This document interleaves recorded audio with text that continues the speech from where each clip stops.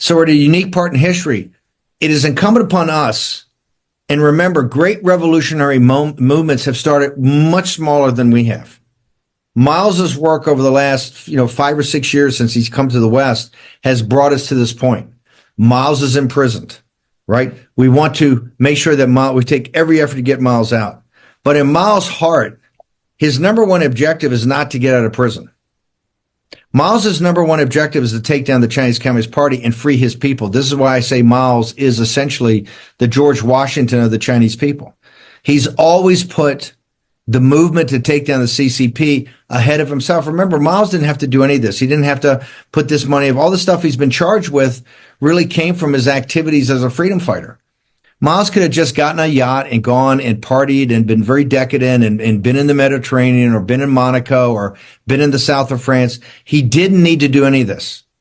This was all because of his love of his fellow countrymen, but his deep, deep love for China.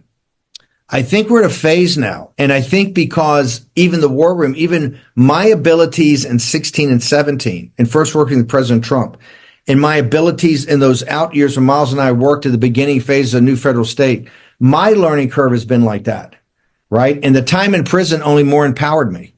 Number one, it was a very prison. Miles can tell you, and where Miles is right now in Brooklyn is it's a hellhole. Miles is in a hellhole. Okay, it's renowned in the prison system of being very tough. Danbury, where I was a very tough prison. One of the reasons it's tough, there's so many drugs in the prison. It makes the young men there, the drug offenders, because listen, they're facing 15 and 20-year sentences. If you're a young man in your 20s and think about the smallness of a prison, which is very small, and you're going to be there for the next 20 years of your life, isolated from your family.